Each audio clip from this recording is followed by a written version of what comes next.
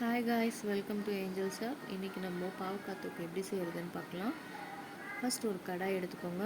அதில் 2 ஸ்பூன் எண்ணெய் ஊற்றிக்கோங்க. நான் நல்லெண்ணெய் ஊற்றுறேன். எண்ணெய் நல்லா காஞ்சதுக்கப்புறம் கடுகு போடுங்க. கடுகு பொரிஞ்சதுக்கப்புறம் கொஞ்சம் உளுந்து போடுங்க. அதுக்கப்புறம் 2 பூண்டு, உரிச்ச பூண்டு நறுக்கி எண்ணெயில் போட்டு வதக்குங்க. லைட்டாக வதக்கினதுக்கப்புறம் கொஞ்சம் வெந்தயம் போடுங்க. 1 ஸ்பூன் அளவுக்கு வெந்தயம் போட்டுருங்க. வெந்தயம் போட்டு நல்லா லைட்டாக வதக்கிட்டு அதுக்கப்புறம் ஒரு 2 பெரிய வெங்காயம் சைஸ் அளவுக்கு வெங்காயத்தை நறுக்கி போடுங்க. நல்லா வெங்காயம் வதங்கட்டும்.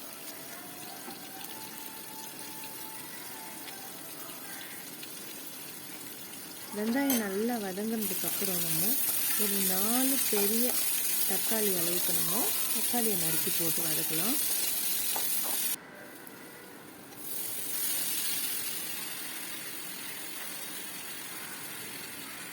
தக்காளி நல்லா வதங்கட்டும்.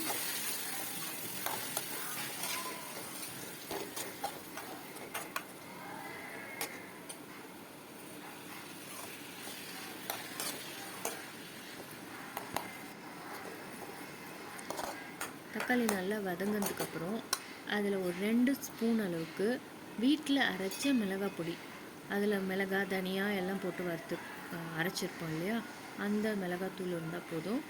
அது ஒரு 2 ஸ்பூன் அளவுக்கு, கொஞ்சம் மஞ்சள் ஒரு 1/4 ஸ்பூன் அளவுக்கு மஞ்சள், அதுக்கப்புறம் தேவையான அளவுக்கு உப்பெல்லாம் போட்டு நல்லா வதக்கிட்டு கொஞ்சம் தண்ணி ஊற்றி வதக்கிக்கோங்க. வதங்கினதுக்கப்புறம் ஒரு நல்ல 1/2 லிட்டர் அளவுக்கு தண்ணி ஊற்றிடுங்க.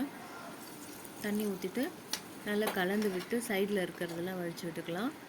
வடித்து விட்டுட்டு நல்லா கொதிக்கட்டும். அந்த பச்சை வாசனை, மிளகாத்தூள் வாசனைலாம் போகிற அளவுக்கு நல்லா கொதிக்கட்டும்.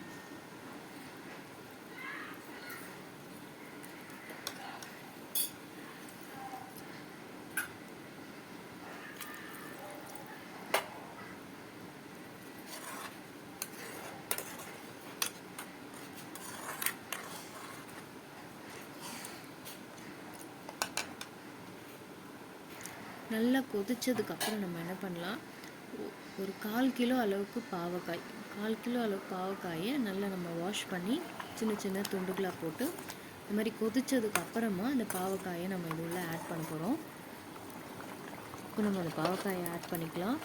ஆட் பண்ணதுக்கப்புறமா நல்லா ஒரு கலந்துட்டு மூடி போட்டுட்டு வேக வச்சிடலாம்.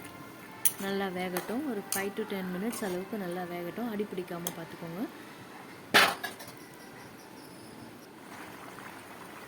அவ்வளோதான் கைஸ், நல்லா வெந்துருச்சு பாவக்காய். அதுதான் இந்த ஸ்டேஜில் நம்ம